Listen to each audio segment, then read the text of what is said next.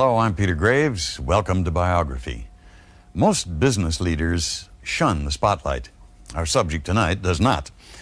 Donald Trump has shaped the skyline of the nation's largest city, and he has shaped tabloid headlines around the world. He became one of the world's richest men, almost lost it all, and has come back once again. Donald Trump owns casinos, luxury hotels, and some of the most expensive buildings anywhere. His most important asset may be his ability to see on a huge scale the potential of something as simple as a vacant lot. Now, Biography examines the life of Donald Trump. News from the business world. A remarkable comeback for Donald J. Trump, the Big Apple tycoon who enjoyed Midas-like successes in the glitzy 1980s and whose larger-than-life personality was on constant display. He loves having beautiful women and beautiful cars and beautiful palaces, and he loves being known as the Donald, and he loves being that person. The breakup between Donald and Ivana was something that had been going on for years, and I think our relationship just happened after that had already lost its track. For Trump, the beautiful things, the financial success seemed to be lost. His business collapsed at the same time his personal life exploded. But Trump fought his way back in an astonishing comeback. When you see all this, and then when people come up to you and grab at you and touch you and this and that, did I ever think it was going to be like that? No. In my wildest dreams, I never thought it was going to be like that.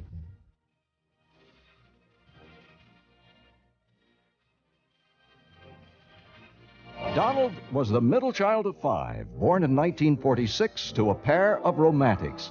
Right after Fred Trump first set his eyes on Mary McLeod, he had rushed home to tell his mother he'd met the girl with whom he would spend the rest of his life.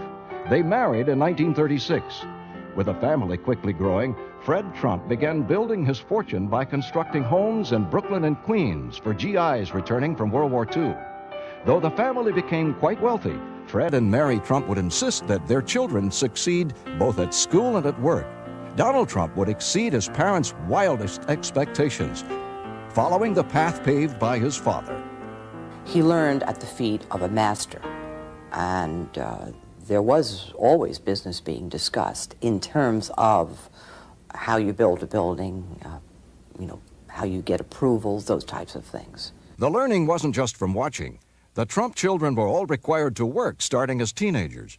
Though Fred Trump had built a mini empire in Queens, he brought his children up to believe that what they earned was vital to the family. It was Fred Trump's way of teaching them to respect the value of money. The girls worked in banks or in local department stores. The boys worked with their father, doing everything from sanding floors to hauling lumber. And I watched, and it wasn't that I even watched consciously.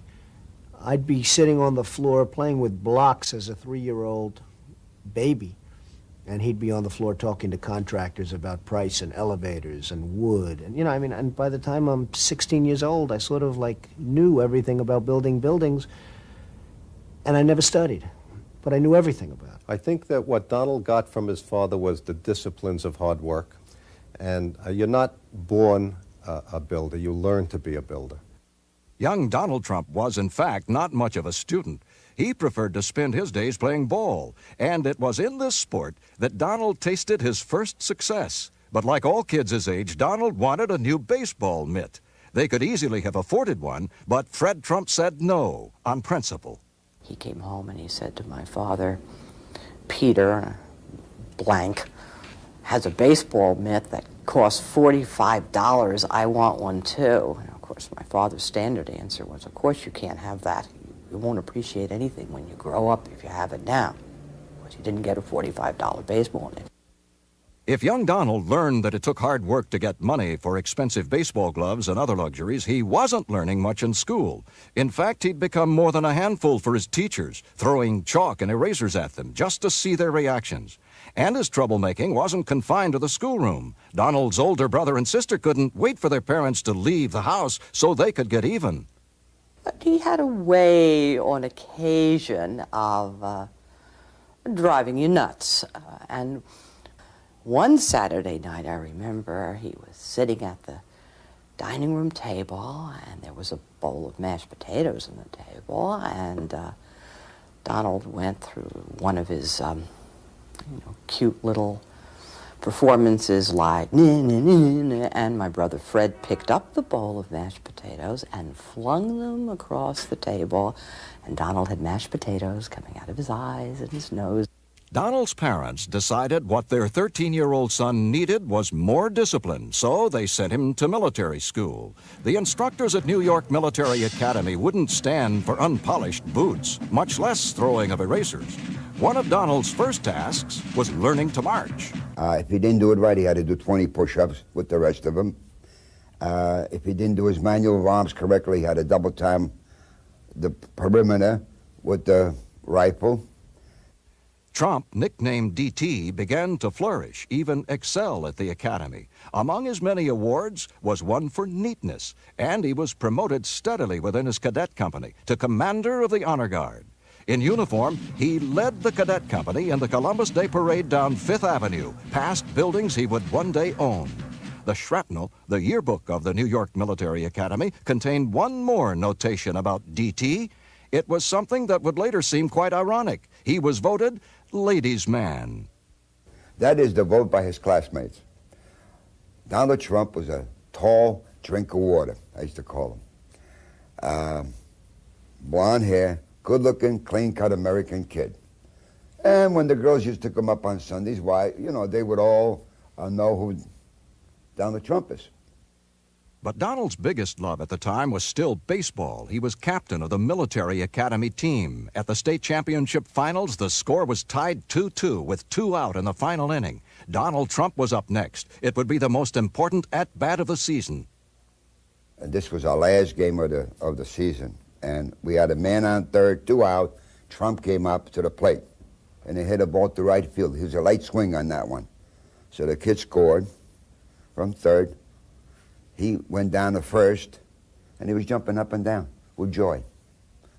Trump was scouted by the major leagues, but never would be seen on a baseball card. He passed up his chance at pro ball for college, Fordham, and Wharton School of Business. After graduation, everyone expected Donald to join his father's company, but his dreams were not of middle-class developments in Queens. Donald Trump was looking across the East River into the skies of Manhattan at a skyline he would one day change. His first bold move would come as he applied one of his father's lessons, which would become his formula for success. Buy when a property and its owner are in distress, then turn the place around. The diamond in the rough that caught Donald's eye was on the most famous street in New York City, 42nd Street. I mean, he told me what he had in mind for the Commodore, asked my opinion, and I basically told him he was crazy. In 1974, at the height of New York City's financial crisis, Trump started talking with the bankrupt Penn Central Railroad about the seedy Commodore Hotel above Grand Central Station.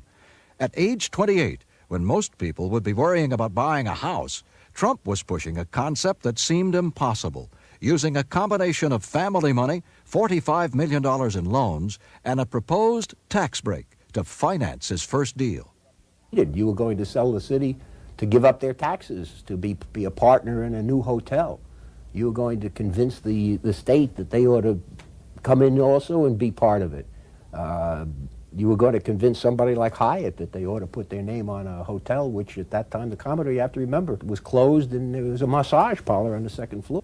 And somehow this was going to end up to be an economic success. The Commodore project's biggest difficulty turned out not to be permits or financing, but the building itself. In addition to its bad reputation, the Commodore had tiny rooms, poor ventilation, and structural problems. This made it doubly tough on Trump. His plan, which he'd reuse in virtually all his development proposals, was to rebuild the Commodore into what he calls a world-class luxury property. Donald hired the best architects and the best engineers and say, good, don't tell me it can't be done, tell me how it can be done. It's a classic example of when you're young, sometimes you're not smart enough to know that something can't be done. And Donald never for a second thought it couldn't be done. And he made it happen. The Commodore project, which sparked a turnaround in Midtown New York City, also led to Trump meeting the first of 2 women who would become key factors in his early life. Norma Ferderer was hired as Trump's personal assistant. He's tough. He is tough, and he's demanding. But you know what? You don't think of it on a day-to-day issue because he is so effective on what he's doing, and you understand what he's doing, and you want to be a part of it. Trump would meet the other woman, a model who lived in Canada, when he went to watch the Olympics in Montreal. Ivana Winkelmeyer-Zilnikova was her name. She was 3 years younger than he and had been an alternate on the Czechoslovakian ski team in 1972. In 1977, 1 year after they met, she and Trump would marry and become partners in business as well as at home. And when we got married, I came from Montreal. Then I used to work as a model for 10 years, and I got pregnant. I know the people. I was bored, and Donald put me into the construction of the building and then into the designing, and I got involved very, very much, and I enjoyed those years. The Trumps would have 3 children, Donald Jr., Ivanka, and Eric. And for years, they would lead the kind of life of which most can only dream. As the Trump empire grew, We started young couple, like maybe not like everybody else, because Donald wasn't from the poor family. But Donald started 10 years ago with almost nothing, and he really built billion-dollar empire, and I'm very proud of him. in 1981, Trump formally established the Trump Organization, an umbrella company for his deals. Just 1 year later, a skyscraper would rise on Fifth Avenue with a dazzling pink marble atrium and 2-foot-high gold letters announcing the arrival of a new real estate mogul. The building was called Trump Tower, and with the 80s boom in full swing, Donald Trump was on his way. First, there was the Trump Tower. The Trump Plaza, a $125 million residential tower, would soon rise a few blocks away. The success of these projects left Donald Trump with a sizable fortune. He and Ivana soon began a string of acquisitions that dazzled and amazed even the most jaded. They'd add to their list of homes Mar-a-Lago, the legendary 118-room Palm Beach estate built in the 1920s by the post-serial family. The Trumps bought it from the federal government for $5 million in 1985, knowing it had $1 million a year maintenance bill. There was the Trump Princess, acquired that same year for $30 million. But the Trumps' first new purchase was a $3.7 million mansion in Greenwich, Connecticut, even though the Trumps planned to live in New York City, in a 50-room, $10 million apartment they'd carved out of the top 3 floors of the Trump Tower. The things Trump bought were all unique, like his construction projects. Still, the most astonishing thing about Trump's new buildings wasn't that they stood out so much from the rest of the architecture in Manhattan. It was the prices he was asking for the apartments in his towers, all of which bore his name. If you get a building with Trump's name on it, you will get more per square foot. That's why people come to him. He does it with the same method he gets publicity. Because your publicity, you get fame, and if you get fame, you say, I live in one of Mr. Trump's buildings. Well, that wouldn't mean anything if Mr. Trump wasn't famous. So he gets himself famous in order to be a better marketer. I tend to create things that sell. I think my greatest strength is knowing what people want, knowing what to create, and then having an ability to get it done. If Trump had become the brand name for the high end of the Manhattan residential market, Trump had also become feared among his competitors, and he wasn't easy on the people who worked for him either. It's such a great disappointment to him when someone really doesn't measure up. And that's sort of like the beginning of the end, if you really blow it, but good, out of sheer stupidity. Donald does not take prisoners. Donald sees business as a war. It's not a playground. He has a lot of fun, but there's only one end result in a battle, and that is winning. He likes fights. He likes the idea of the combat in the center of a ring where 2 people have nothing but ability that they lay on the line. Nobody can accomplish a result through politics or anything other than their native-born skills. No, he's not a good Don. I never take anything from granted, no. Don is just a wonderful human being. He's giving and he's warm, and a lot of people, they look at him as a tough businessman, which he is. But Don is, if you're good to him, he's good to you. If you're not good to him, you're dead, because sooner or later he outsmarts you somewhere. Donald Trump's empire expanded at an astonishing pace in the heady 1980s. As his net worth leaped from the millions into the billions, Trump suddenly was not just a developer, he was a true celebrity. More than followed, he was mobbed by television cameras and photographers. virtually every time he went out in public. He was red hot. He was on a roll. There was no question about it. He was on a roll, and everybody that was involved in the financial end thought he was on a roll and was ready to back his play. I remember once riding in a helicopter with him up to the Milton Bradley Company, I believe it was, the game company, when they were making his board game, and we were landing, and the people, the employees were out on the lawn with their autograph books and their snapshot cameras, and as the helicopter was coming down, the wind was blowing them and ruffling the pages of their autograph books, and I remember Donald saying, "This is great, Charlie, isn't it?" Trump clearly knew how to make headlines. When the city of New York under Mayor Ed Koch ran into huge cost overruns and embarrassing years of delay refurbishing the rundown Wallman skating rink in Central Park, Trump stepped in. He said he'd do the job for cost and do it in time for the 1987 skating season. 90 days, and the city would have taken 9 years to do what he did in 90 days. The Wallman rink, I think, had been under construction for 3 years, and I think the city had spent $11 million, and they had nothing. And for under $4 million, he had it opened, and I think there was some excess money which they used to build the refreshment area. But I give Ed Koch and Commissioner Henry Stern tremendous credit for having the courage to say, "Donald, go and do it." And it would have been probably a lot better for them if I didn't do it. But the truth is, for 3.5 months, they have been nothing but helpful. Thank you. You just saw the modest Donald Trump. But Donald Trump deserves an enormous amount of credit, and I am delighted in my capacity as mayor of the city of New York to thank him on behalf of the 7.5 million people who live here. The public truce between the mayor and the developer would not last. Trump was soon seeking city consent for a new project and not getting it. I'm saying that Ed Koch could do everybody a huge favor if he got out of office and if they started all over again. He's squealing like a stuck pig. No, I would say he's got no talent and only moderate intelligence. Suddenly, people started wondering if Trump might be interested in running for office. His book, The Art of the Deal, was published. It spent 32 weeks on the New York Times bestseller list. Trump was invited to speak in New Hampshire at a time when candidates were combing the state looking for votes in the presidential primary. Trump took out a series of newspaper ads declaring positions on political issues, some of them quite controversial at the time. A draft Trump for President movement was started.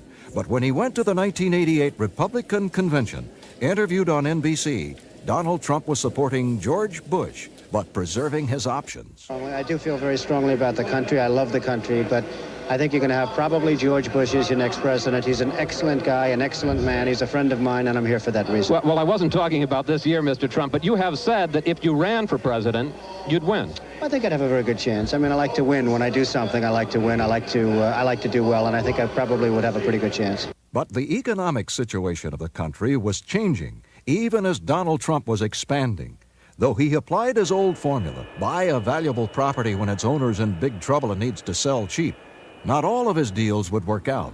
If you would have told me a year ago that I'd ever have the opportunity to own such a wonderful asset, I really would have said, it just can't happen. Donald Trump purchased bankrupt Eastern Airlines shuttle. He renamed it the Trump Shuttle. He started a football team called the New Jersey Generals in a new league. There was a TV game show called Trump Card. All flopped. Still, these would be relatively minor setbacks.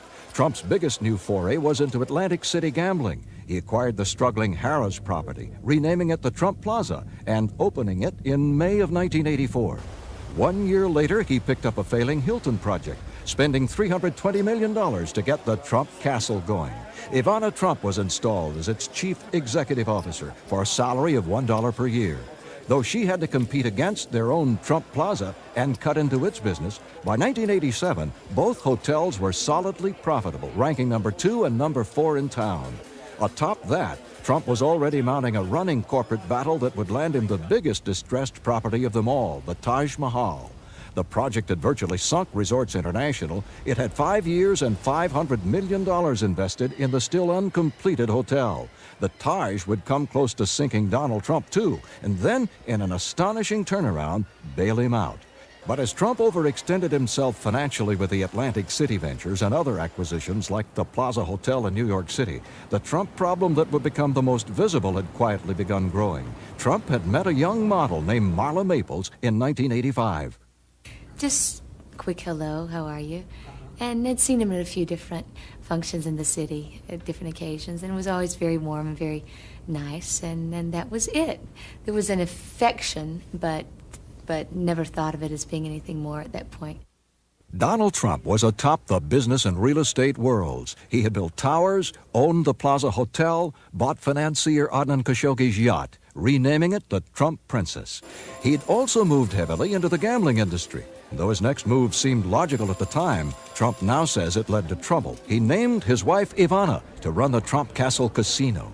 And I sent her down to Atlantic City to run a casino, and she did a very good job. The problem was that's all she wanted to talk about. She wanted to talk about the business. Now, I don't blame her, but when I got home at 7 o'clock and I left at 8 in the morning or 7 in the morning, I really didn't want to come home and talk about the win numbers at Trump's castle. I really wanted to just relax and be with my wife. My wife and helper and a lady of very good taste, so I'm very happy. I'm very happy to have her. She keeps me toned down a little bit. I'm very fortunate because Donald gave me fantastic opportunity. He didn't give me chance, he gave me opportunity. And if I couldn't do it, I wouldn't be here. I wouldn't be here for a month or 2 months.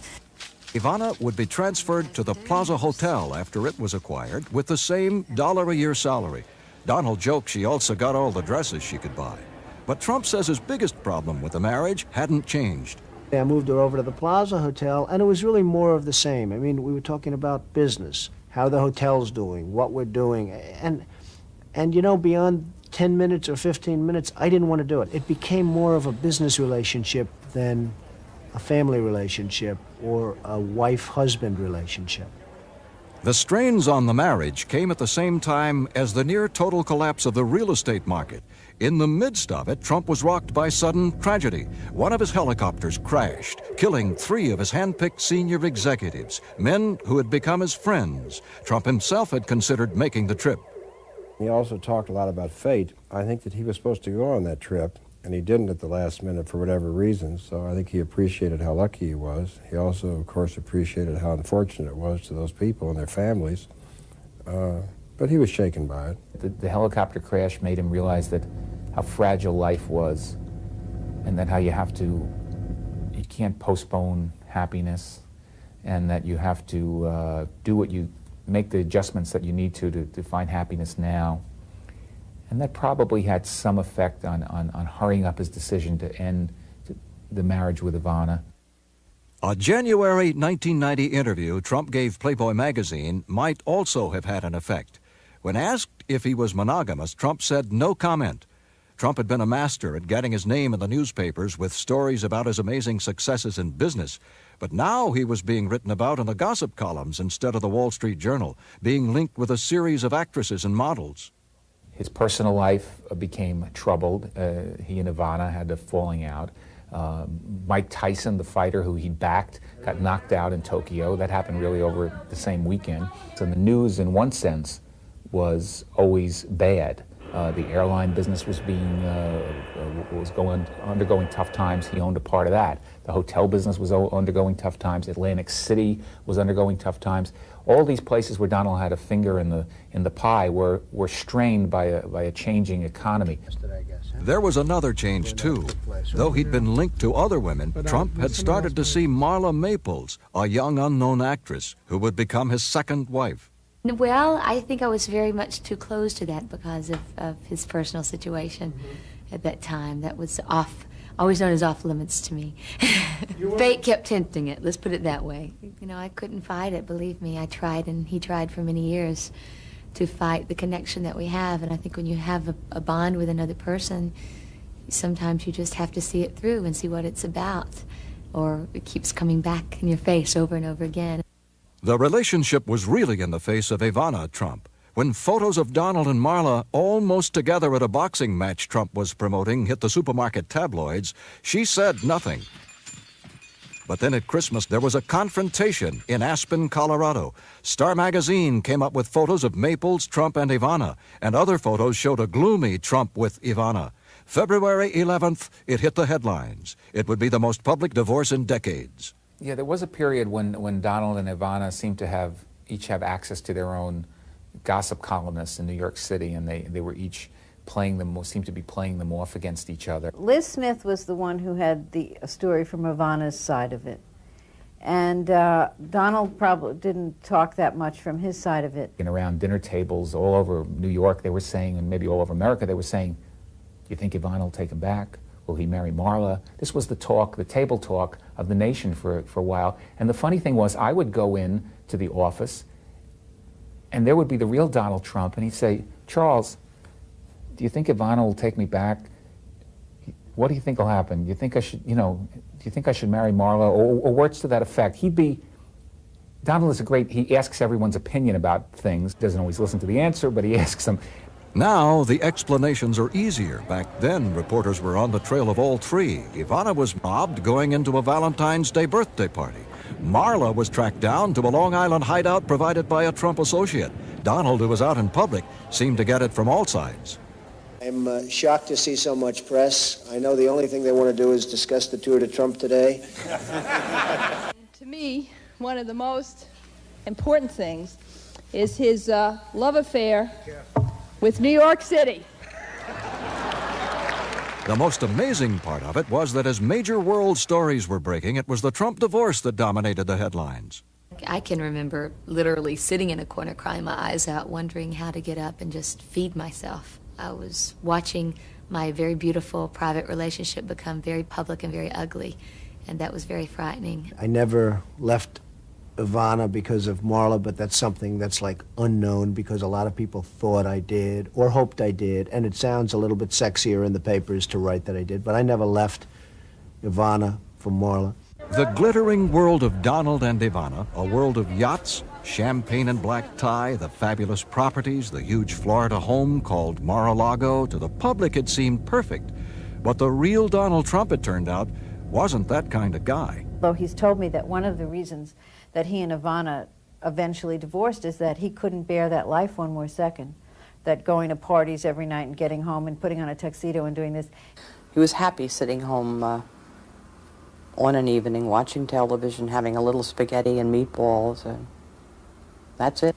I really don't think deep down he is a pâté kind of guy. I can buy anything I want, but I love where I came from. I love the foods that I grew up eating.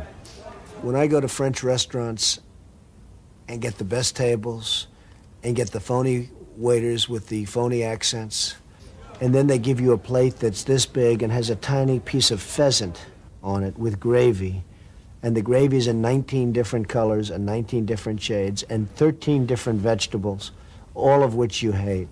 And you're supposed to tell this owner or maitre d' what a fabulous meal you had because it's the hottest restaurant in New York, one of 12.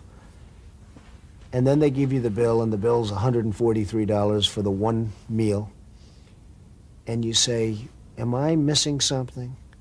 One thing Trump never missed was a chance to heighten his celebrity status, which at times rivaled the world's top entertainers, many of whom played at Trump's casinos. In public, people just wanted to get close to Donald Trump. Good morning, How Donald. are you? Are you okay? Can I shake your hand? You all right? Yes, I am, dear. It leads to one of the more revealing asides about Trump's character. He's really not that happy about having to shake so many people's hands. Very often you hear about people who are germ freaks, and they're like Howard Hughes, someone who hasn't bathed in 3 weeks and has 12-inch fingernails and all.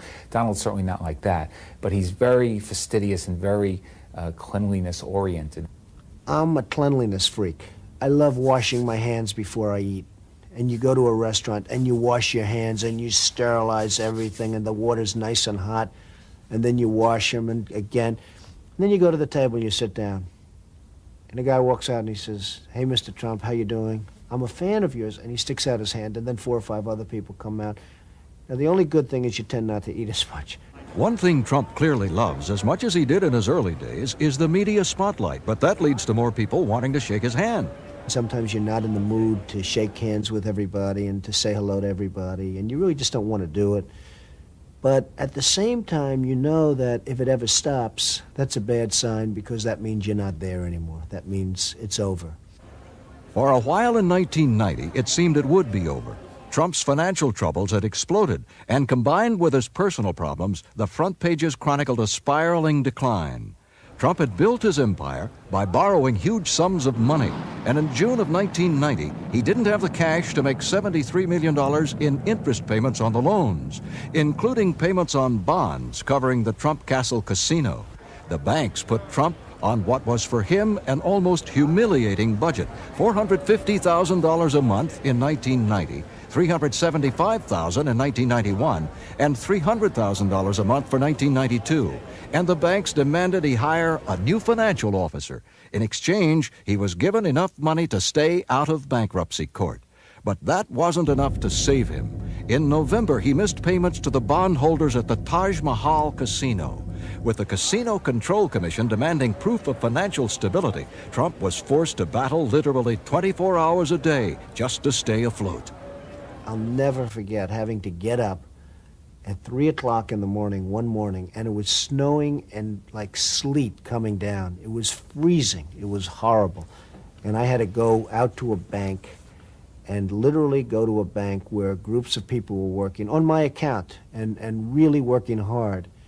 And I was calling other parts of the world to talk to bank presidents about my loans.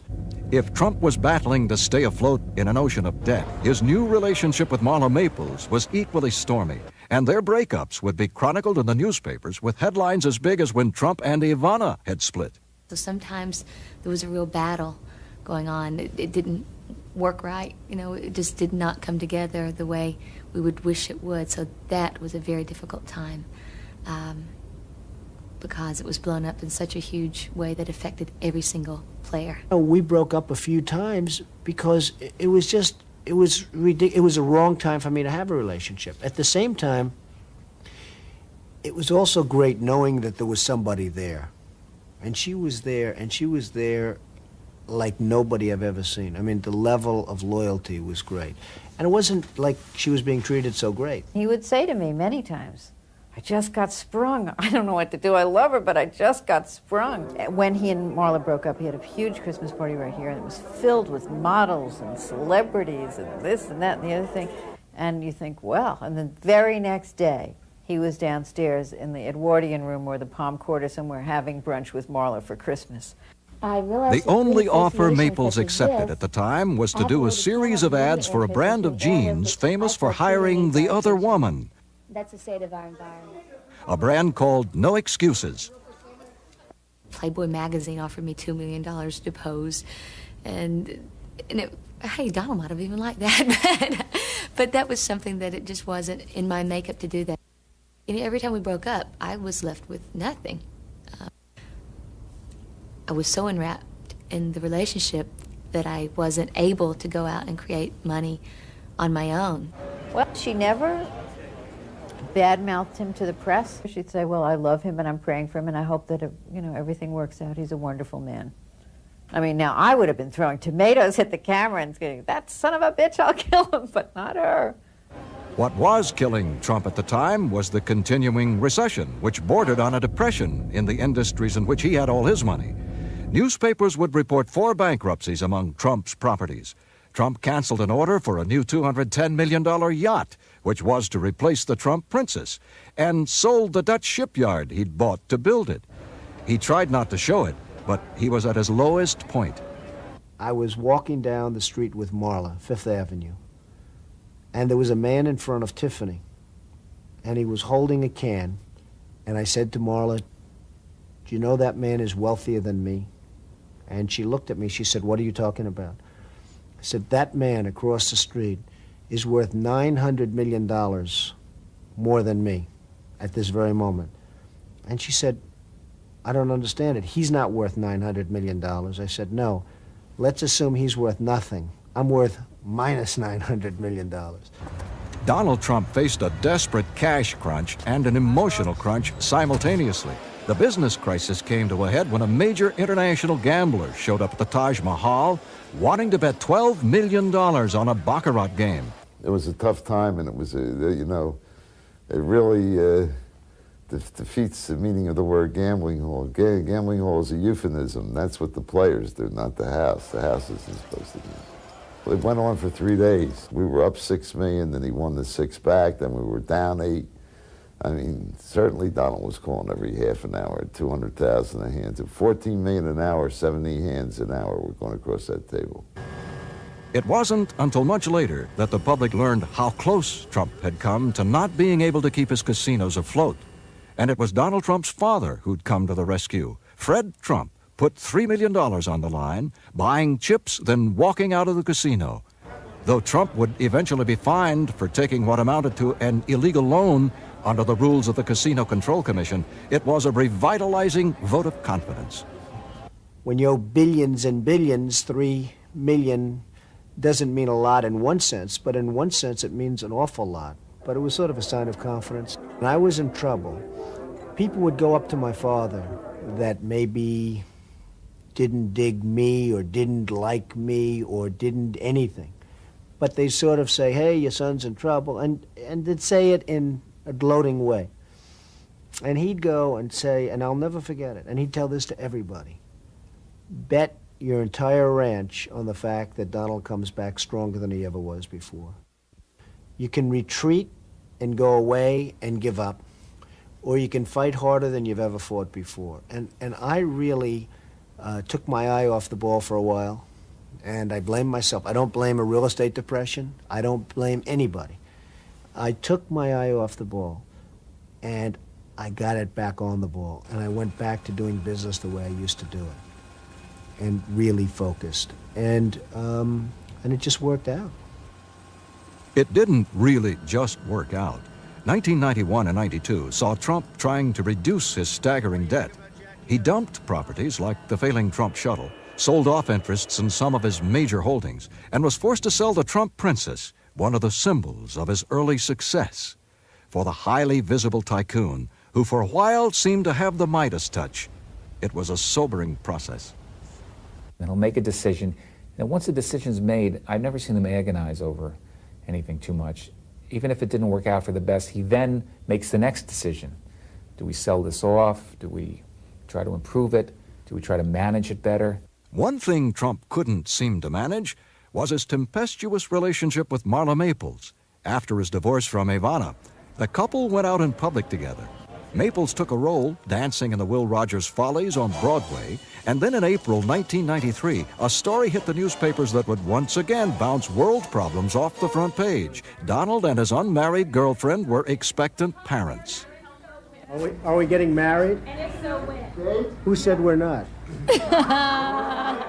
That day, Trump and Marla met with reporters but wouldn't say if they had plans to wed.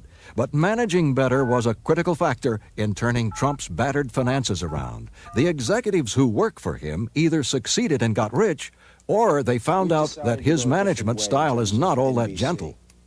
If they're not doing their job, I yell. If they're not doing their job, sometimes it creates the effect to yell, and you get them moving their ass, you get them doing their job. But generally speaking, I'm not a yeller. Trump's relationship with Marla Maples, to some, seems much different from his marriage to Ivana, which friends likened to more of a business partnership. There's no doubt that Donald Trump would rather see his second wife stay at home with their new daughter, Tiffany. I have more respect for a great homemaker as a wife than I do as a wife who's a good wife and a good business person. I have far more respect for a homemaker because in many respects I think it's tougher. I think it's a lot harder to beautifully bring up a family. Most women would agree with me. He can still be controversial and doesn't pull punches when expressing his opinions. But he seemed to grow more reflective after reaching his 45th birthday, something that shows in both his public and private life. The image of me is being like a flamethrower, and I think the actual fact is that I'm much different than that. I think that I'm not a mean guy at all. I think I might be just the opposite. I'm not somebody that can be pushed around. I don't want to be pushed around. I don't allow people to push me around. And I've caught him even singing a little song to Tiffany just a couple days ago when Mar-a-Lago, he thought I was out of the room, and he was doing this song. He was just like making up this song and the words to it as he was going, and it was so cute. It just broke my heart. In business, though, Donald Trump is the same brash, hard-driving guy who persuaded New York officials he could do the impossible at the Commodore Hotel. He has a vision that most people don't have. In my view, that's his real genius. There are a lot of people who can put up a building, but more important than that is the vision that makes the building different, exciting, or that even dreams up the concept, the original concept. That's where he's better than almost anyone else. Okay, everything good? Well before reaching 50, Donald Trump had accomplished more than virtually anyone else in his field, and he wasn't stopping. After years of trying, in June 1994, he announced financing for his Riverside Park project had been obtained from investors in Hong Kong. It was one more sign that Trump's celebrity status had never waned, indeed that it was growing again. Look back to the 30s and look at the movies they made in the 30s. It was Ginger Rogers and Fred Astaire dancing around these palaces. Everybody else was like broke in a flat trying to like have enough money to put ketchup on spaghetti. And they were making these movies because it was such bad economic times. Well, you know, Donald is that in bad economic times, and we're going through some bad economic times. Donald is Fred Astaire. I mean, he's the mogul living up on the mountain who's got these gambling casinos and beautiful blondes, and, you know, it's everybody's kind of dream of the 90s sort of version of James Bond. While most people keep it quiet, hide under a rock with this kind of success, Donald is screaming to the world, look what I've done. And I'm having fun, and I hope you're having fun watching. And he's making it a lot of fun for everybody. Making it fun for everybody means never hiding from the cameras. 2 months after Trump and Marla had a daughter, Tiffany, they were married with media attention befitting a royal couple at his Plaza Hotel. Despite their past troubles, they appeared to be typical newlyweds. Marla once said to me, you know, Linda, you can't help who you fall in love with. It's not always easy, but you just can't help who you fall in love with. And he really loves her, too. He has a much softer side than most of the world sees, which, thank goodness, I see quite a bit. And he's not someone that's going to come in and say, honey, I'll cook tonight. You take a breather. Or let me change this diaper because you've been working all day with the baby and I know you're busy. The somewhat quieter, even more successful Donald Trump still seems to have politics in the back of his mind. But business is the order of the day, and more gentle or not, he is first and foremost a competitor. Everybody wants me to run for office.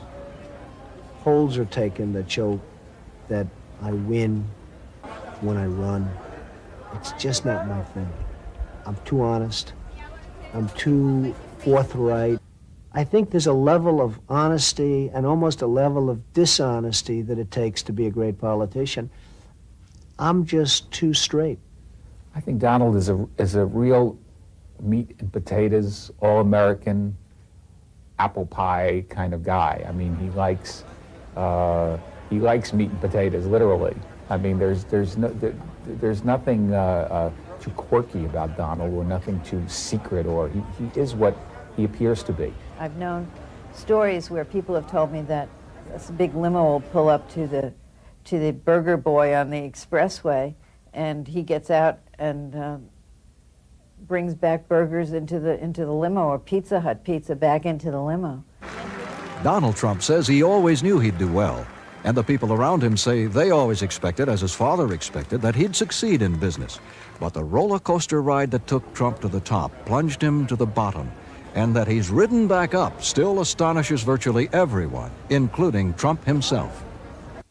When you see all this, and then when people come up to you and grab at you and touch you and this and that, did I ever think it was going to be like that? No. In my wildest dreams, I never thought it would be like that. In fewer than 50 years, Donald Trump has accomplished more as a businessman and developer than most will ever dream of. And it seems he's always looking for that next huge opportunity. Wherever there are new luxury skyscrapers to be built, new blockbuster deals to be made, and television cameras, you're likely to find Donald Trump.